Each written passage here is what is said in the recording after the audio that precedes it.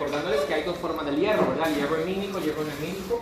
El hierro hemínico es el hierro más 2, el hierro no hemínico es el hierro más 3. Como les dije hace un momento, el proceso de absorción del hierro va a depender en buena medida del tipo de alimento. En el caso de la carne y los productos de origen animal, la mayoría del hierro es hierro ferroso, el hierro más 2, por lo tanto su absorción es muy buena. En cambio, el hierro presente en los productos de origen vegetal, generalmente el hierro más 3, el hierro férrico, el hierro no hemínico y por tanto su absorción es menor. Ahora, la absorción del hierro depende también de las necesidades. A mayor necesidad de hierro, mayor absorción. También depende de la eritropoyesis. A mayor eritropoyesis, mayor absorción del hierro. Y también depende de otros factores, como por ejemplo los factores propiamente de la mucosa o la hipoxia. ¿Ok?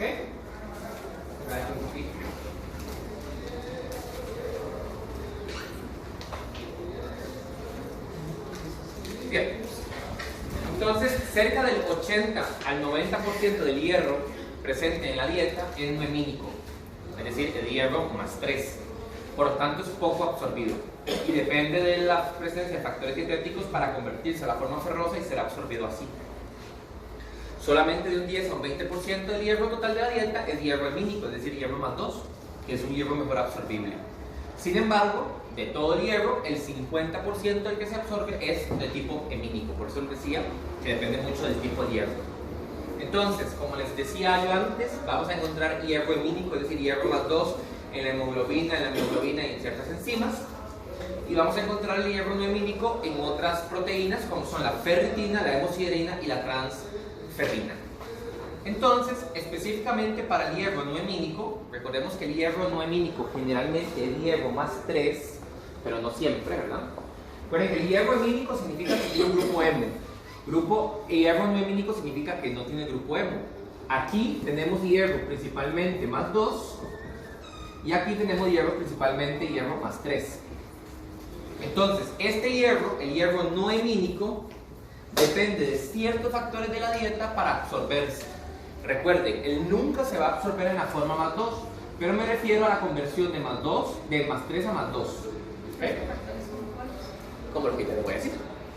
Entonces, hay factores inhibitorios de esta conversión de más 3 a más 2, que son los fitatos presentes en los productos de origen vegetal, el calcio, los carbonatos, los fosfatos, la caseína y los taninos. Todos ellos son productos presentes en alimentos de origen natural, tanto vegetal como animal. Por ejemplo, la caseína presente en la leche, los taninos presentes en el vino, los fosfatos presentes en los tubérculos, los carbonatos de las bebidas carbonatadas, el calcio presente en los alimentos suplementados con calcio y los fitatos en jugos. Todos ellos inhiben la absorción del hierro. ¿Okay? Y luego tenemos algunas moléculas que más bien favorecen la absorción del hierro. Repito, no es que hacen que el hierro más 3 se absorba, es que hacen que el hierro más 3 cambie a más 2. Es diferente. Y dentro de estas moléculas tenemos la más importante de todas, la vitamina C, el ácido ascórbico. Yo se los expliqué en clase. La única razón por la que uno prescribe vitamina C es para favorecer la absorción del hierro. Repito, no es que se absorba el hierro más 3, es que cambia de más 3 a más 2. También tenemos la carne y el pescado, principalmente los aminoácidos cisteína e histidina presentes en las carnes, favorecen la conversión de más 3 a más 2. También tenemos el ácido láctico de los alimentos, el ácido clorhídrico del estómago y todas aquellas sustancias con pH ácido. ¿Okay? Todas ellas favorecen la conversión de más 3 a más 2. Profe, las personas que son vegetarianas sería bueno darles vitamina C. Las personas que consumen, que son veganas, sería oportuno siempre y cuando tengan anemia por deficiencia de hierro. Pero si no tienen anemia por deficiencia de hierro, no hay falta. Porque posiblemente en la dieta hay otros elementos facilitadores de esa conversión. Ya les voy a explicar que también hay una enzima que tenemos todos nosotros que también favorece esa conversión de más 3 a más 2. Entonces, no es común que los pacientes veganos tengan deficiencia de hierro. No es común. Podría pasar, pero no es común. Porque como les decía, hay otros factores que pueden favorecer esa conversión. Bien, entonces vamos a estudiar las 3 fases del proceso absortivo. Con permiso, profe. Aquí me Sí, voy a botar sí, nada. así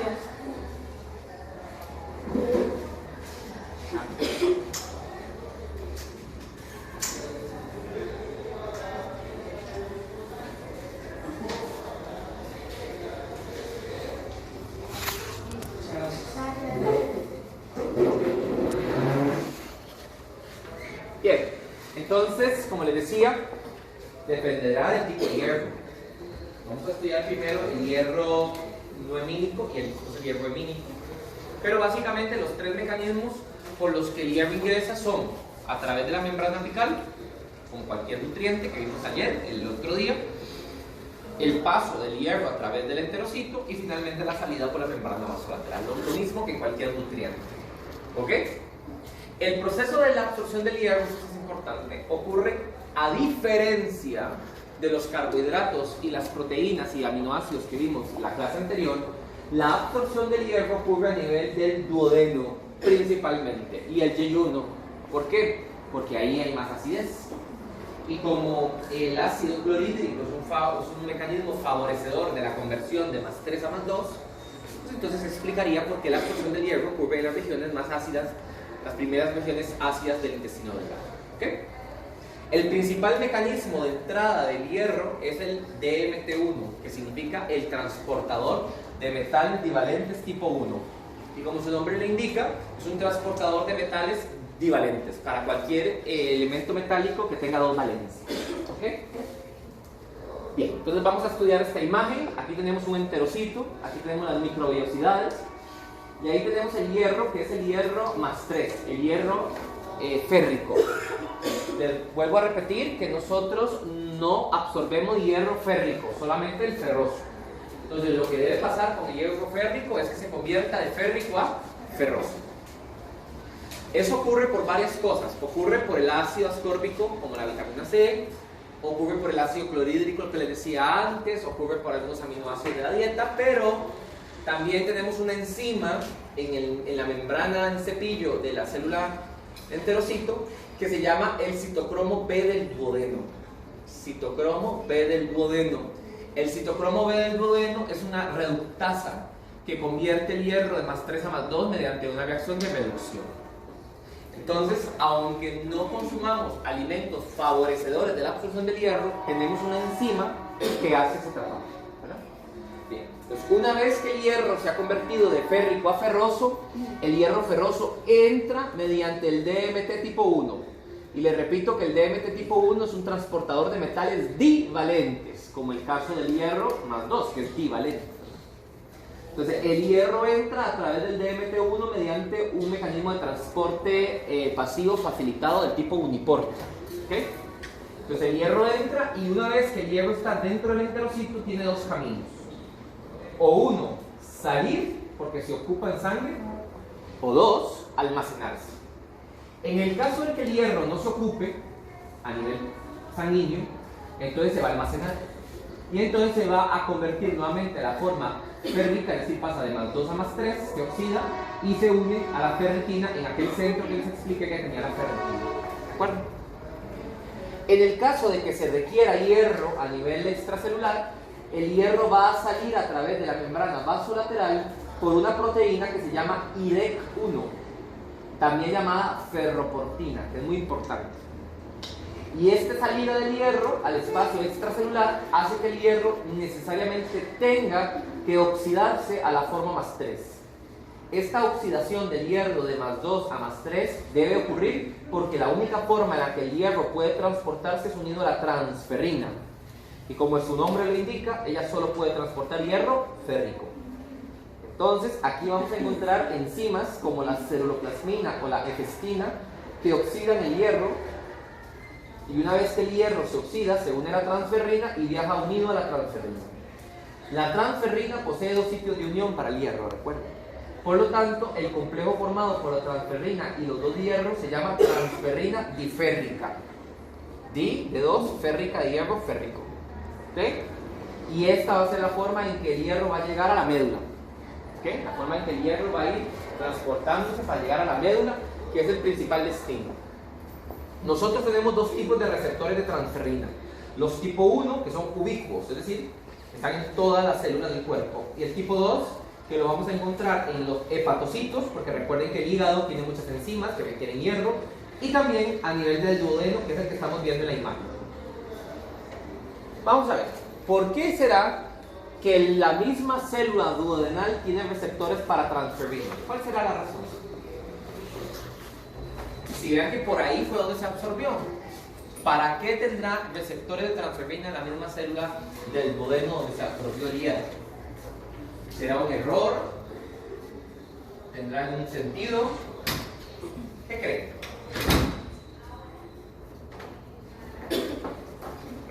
Para explicarlo. Muy bien, para eliminarlo. Entonces, muy bien. Entonces, cuando el hierro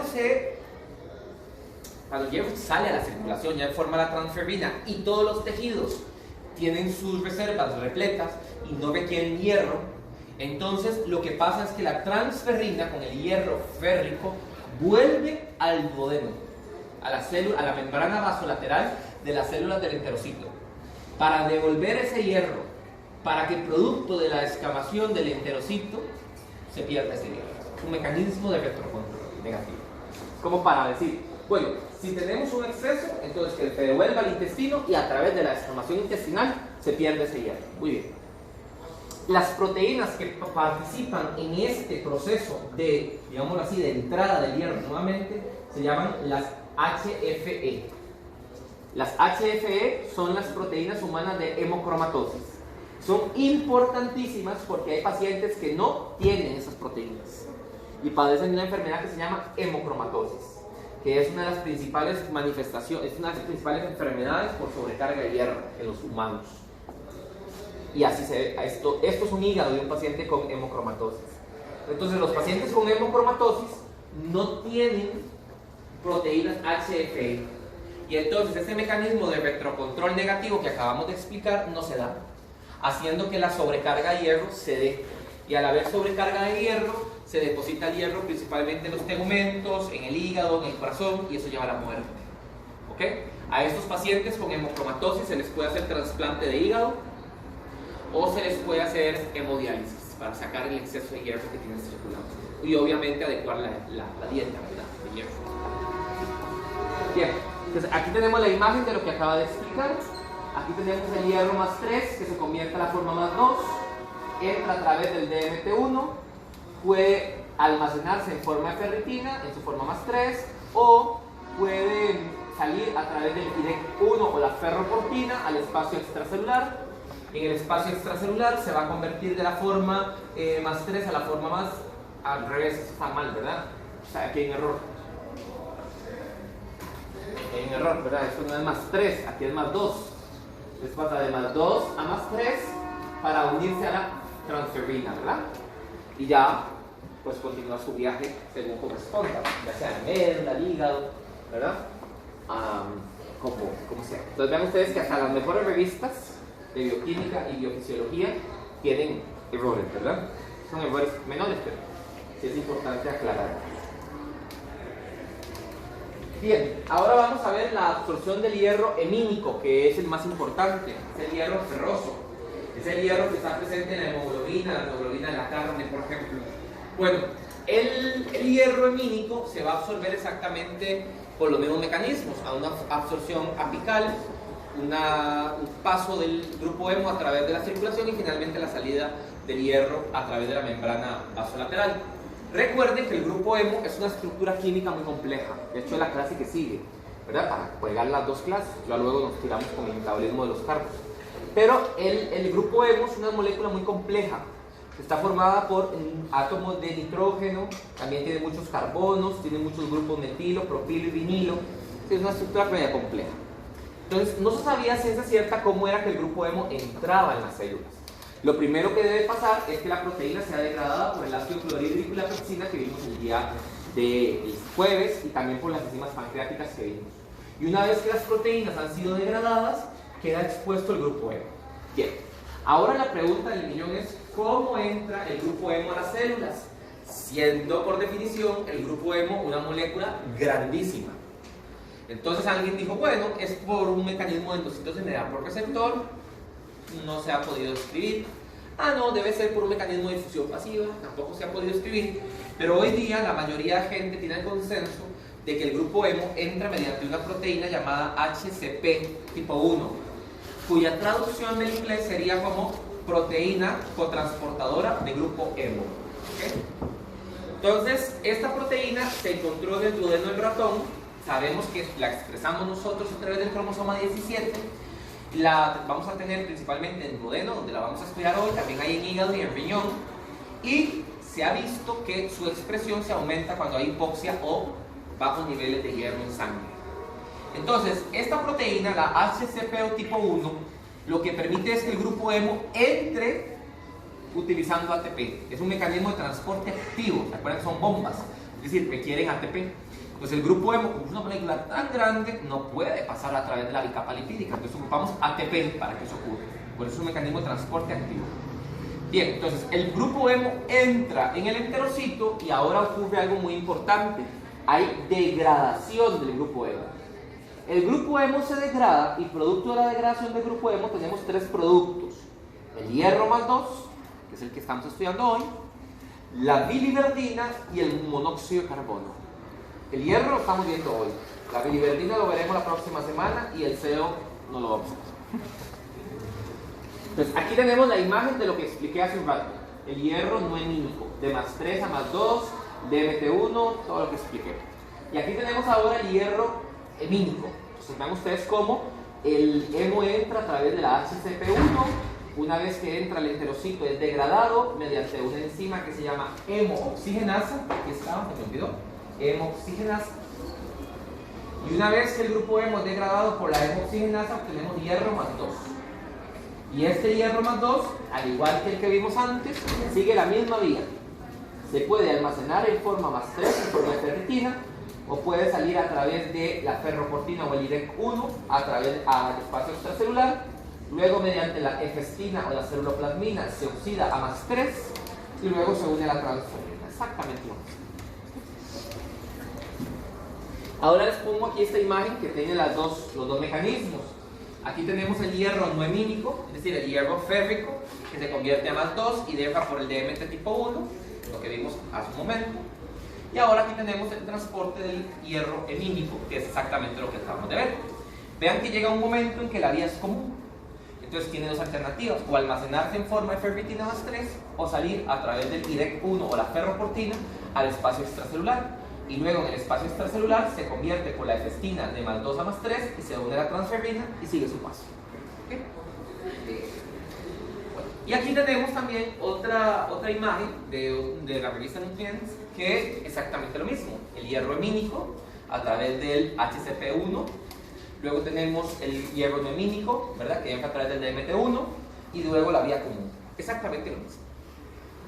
En la escena aparecen unas proteínas muy importantes que se llaman las proteínas de respuesta a hierro, las IRPs. Resulta ser que las IRPs son unas proteínas importantísimas porque ellas lo que hacen es favorecer la expresión del DMT1 para que el hierro entre y favorecer la expresión de la ferroportina o el IREC1 para que el hierro salga.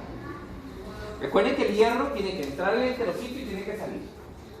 Entonces, si yo dibujo un enterocito, ya con esto vamos casi terminando el programa.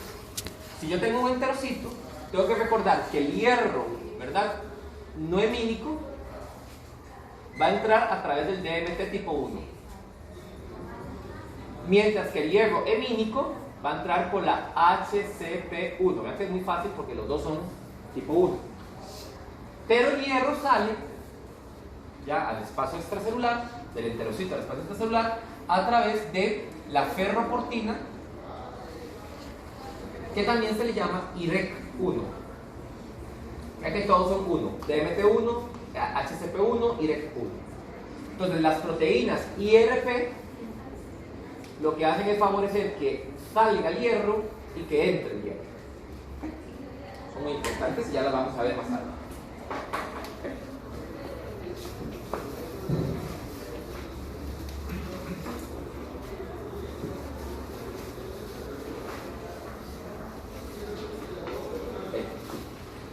Seguimos, entonces, para terminar nada más por hoy, quiero mencionarles rápidamente cómo se regula el metabolismo del hierro desde el punto de vista sistémico. Bueno, todavía nos queda tiempo.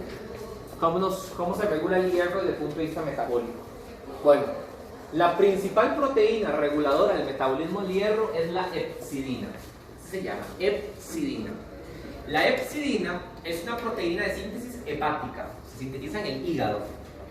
Y resulta ser que su producción se aumenta cuando hay estados inflamatorios, cuando tenemos un proceso inflamatorio del hígado. Bien, resulta ser que la hepcidina lo que hace es bloquear la salida del hierro, tanto del enterocito como de las células del sistema retículo endotelial. Recuerden que el hierro sale del enterocito al espacio extracelular y de las células de los macrófagos al espacio extracelular a través del IREC1 o la ferroportina, que es lo mismo. Entonces lo que hace la hepcidina es bloquear al IREC1 o la ferroportina y entonces no sale hierro. Y por lo tanto tendríamos una anemia por deficiencia de hierro. Entonces por eso es que los procesos patológicos del hígado, como por ejemplo las inflamaciones crónicas del hígado, pueden hacer que los pacientes cursen con una deficiencia de hierro. No porque les haga falta la dieta y no porque tengan problemas del reciclado del hierro, sino porque el hierro que se ha absorbido, que se ha reciclado, no sale. Y al no salirse el hierro, me quiero devolver nuevamente a la imagen importante, que es la imagen, ¿verdad? Esta. Recuerden que lo que entra de la dieta diariamente es de 1 a 2 miligramos. Pero lo que sale del sistema de retículo endotelial son 25 miligramos. Entonces, si usted bloquea la salida de este 1 o 2 miligramos del enterocito y la salida de estos 25 miligramos del sistema reticulo endotelial, usted te queda desprovisto del hierro. Porque ni el que viene de la dieta sale a sangre, ni el que se recicla sale de los macrófagos. Y eso es exactamente lo que hace la hepcidina. ¿Lo ven? Bloquea aquí y bloquea aquí, generando obviamente una alteración del metabolismo del hierro, que como ya ustedes saben, va a generar que se produzcan glóbulos rojos pequeños, glóbulos rojos pálidos. Y esa es una imagen de una revista de fisiología muy buena, que tiene exactamente lo que yo les dije: 1 a 2 miligramos que vienen de la dieta, 25 miligramos que se mantienen en equilibrio entre las células eritropoyéticas y el proceso de reciclado. Bien, y aquí tenemos el enterocito, cómo está entrando el hierro, ¿verdad? Y cómo sale a través de la ferroportina o el IREC1. Aquí tenemos el macrófago, porque pensamos en un macrófago, por ejemplo el esplenio, cómo está saliendo el hierro a través del IREC1. De nuevo, la hepcidina bloquea esta salida, haciendo que la concentración de hierro extracelular sea más baja, ¿verdad? Y esto obviamente tiene una implicación, porque la cantidad de hierro biodisponible va a ser menor. ¿Ok?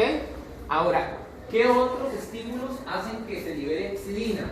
Bueno, uno de los principales estímulos para que se libere hepcidina es el aumento del hierro cero. Como cualquier cuestión hormonal, ¿verdad? Si hay mucho hierro, entonces se libera la que baja el hierro, ¿verdad? O por ejemplo, si hay bajo hierro, entonces se libera la que libere hierro, ¿verdad? Eso ustedes lo entienden. Lo mismo pasa con el hierro. Si ustedes tienen los niveles de hierro altos en sangre, entonces la liberación de hepcidina va a aumentar, porque ella lo que hace es suprimir la liberación de más hierro, ¿verdad? También tenemos la hipoxia. ¿Saben qué es la hipoxia, verdad? Es cuando a uno le falta aire. Aire no, eso es disnea. Cuando a uno le falta oxígeno, eso es hipoxia. No, más bien la hipoxia es cuando uno tiene una baja PO2. Mejor, va a ser más fisiológico. Cuando uno tiene una PO2 por debajo de 80, habla de hipoxia. ¿Está? Mejor, para ser más claro. Entonces, ¿por qué puede uno? Vamos a ver, díganme razones por las que uno puede tener hipoxia. A ver, una razón. ¿Por qué uno puede estar hipóxico? Por una isquemia, sí. No llega a flujo sanguíneo, sí. No llega a oxígeno a esas. La altura. ¿Ah? Presión de la caja torácica, puede tener hipoxia. ¿Qué más? Obstrucción de la vía aérea. Bien.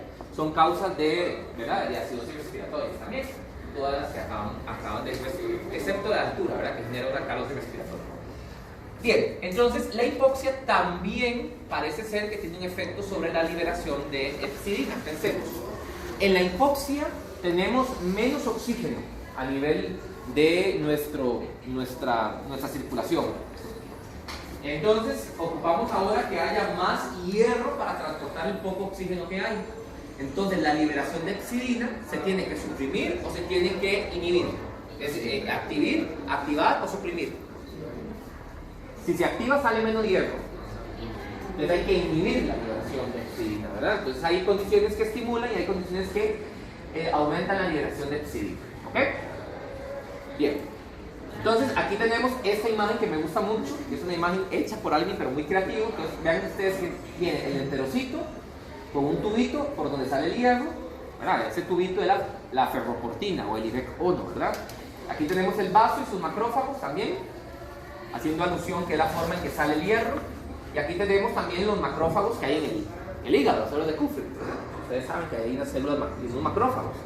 Entonces lo que hace la hepcidina es bloquear la salida del hierro absorbido, del hierro a nivel del macrófago esplénico y del hierro a nivel del macrófago hepático.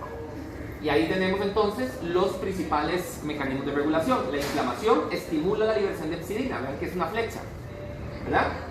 Las concentraciones intracelulares de hepcidina altas liberan hepcidina. Mientras que cuando tenemos requerimientos aumentados del hierro, pues obviamente va a haber una supresión para que el hierro salga a la sangre, ¿verdad? Recuerden que esto significa bloquear, ¿verdad? Ustedes saben que esto es bloquear todo, ¿verdad? Estamos claros que cuando viene así y así es bloquear, ¿verdad? Cuando viene flechita es aumentar. Y entonces el efecto final que tiene la hepcidina es disminuyendo la concentración plasmática de hierro, ¿verdad? Entonces aquí tenemos otra imagen de la revista Cell donde existe exactamente lo mismo. Cuando yo tengo, pregunta, cuando yo acabo de explicar que tengo menos hierro en el plasma, ¿a qué hierro me estoy refiriendo? ¿Al de la hemoglobina, al de la mioglobina, al de la transferrina, al de la ferritina, al de la hemosiderina? Al de la transferrina, ¿verdad? Recuerden que el hierro nunca está libre, siempre está unido a la transferrina cuando se transporta. Entonces, cuando yo digo mayor o menor disponibilidad del hierro, me refiero a mayor o menor hierro unido a la transferrina, ¿está? Para que no quede la idea de que el hierro está ahí libre en la nada, ¿no? Está siempre unido a la transferrina. Entonces, cuando yo tengo transferrina con poco hierro, estas son las transferrinas. Vean que tienen poquito hierro. ¿Cuántos sitios de unión tiene cada transferrina? 2. Entonces vean que falta, ¿verdad? Faltan hierritos ahí. Bueno, hierros, hierritos no. Hierros. Faltan hierros. Entonces, como falta hierro, ¿qué tiene que pasar con la hepcidina? ¿Que aumente la liberación de hepcidina o que se suprima la liberación de hepcidina? Se suprima, porque la hepcidina lo que hace es suprimir la liberación. Entonces suprimo la que suprime, entonces estimulo la liberación de hierro. Y eso es exactamente lo que pasa. Entonces, durante el estado de baja disponibilidad de hierro, entonces lo que ocurre es que se suprime la liberación de hepcidina para que el hierro salga tanto del enterocito al espacio extracelular como de los macrófagos del sistema reticuloendotelial al espacio extracelular y así se cargue la transferrina. Por el contrario, si yo tengo más de un 30% de saturación de la transferrina, que era lo normal, entonces lo que va a ocurrir más bien es una señal para que se libere hepcidina del hepatocito, porque la hepcidina lo que va a hacer es bloquear la salida de más hierro del enterocito y bloquear la salida de más hierro del macrófago, haciendo que no se siga sobresaturando a la transferrina. Y eso se los voy a preguntar. El rol de la hepcidina en la regulación metabólica del hierro. ¿Okay? Bien. Ahora, existen otras razones por las cuales los pacientes con inflamación, pacientes por ejemplo con lupus, pacientes con artritis reumatoide, pacientes que tienen por ejemplo trastornos autoinmunitarios, por ejemplo, qué sé yo, glomerulonefritis postinfecciosa, todas las enfermedades autoinmunitarias, la enfermedad de Graves, la enfermedad de la tiroides de Hashimoto, todas las enfermedades autoinmunitarias, los pacientes con enfermedades autoinmunitarias con estados activos inflamatorios tienen anemia por deficiencia de hierro también, ya se los había mencionado, o anemia por enfermedad crónica, como se le llama. ¿Por qué ocurre? Ocurre por 4 mecanismos que hay que saberse también. Durante la inflamación, repito, ya que es inflamación aguda o inflamación crónica, se liberan 4 principales moléculas. Son el interferón gamma, el factor de necrosis tumoral alfa, la interleuquina 1 y la interleuquina 6. Interferón gamma, factor de necrosis tumoral alfa, interleuquina 1, interleuquina 6. Y estos mediadores inflamatorios hacen 4 efectos que debemos aprender, que son: 1. Aumentar la síntesis de hepcidina. Ya sabemos qué hace la hepcidina, ¿verdad? Número 2. Inhibe la liberación de eritropoyetina. Ya como ustedes llevaron renal, fisio, ya saben qué hace la eritropoyetina. Entonces, ¿verdad? Se inhibe la liberación de EPO. 3. Se suprime la proliferación eritroide. Saben que es la liberación, ya se lo vieron en histología, la proliferación eritroidea. Y 4. Se aumenta la eritrofagocitosis, que es la fagocitosis de los glóbulos rojos. Entonces son los 4 mecanismos que explican anemia en pacientes con inflamación. Repito: 1. Aumento de la liberación de hepcidina. 2. Inhibición de la liberación de eritropoyetina. 3. ¿Verdad? Aumento de la eritrofagocitosis. Y 4. También tenemos una disminución de la proliferación eritropoyética. Y por eso es que los pacientes con anemia por inflamación crónica debutan con anemia, hacen anemias. ¿Estamos claros? Sí, están deseando salir, ¿verdad? Sí, bueno. Vamos a hablar nada más rápidamente de la regulación del hierro. Bueno, vámonos ya.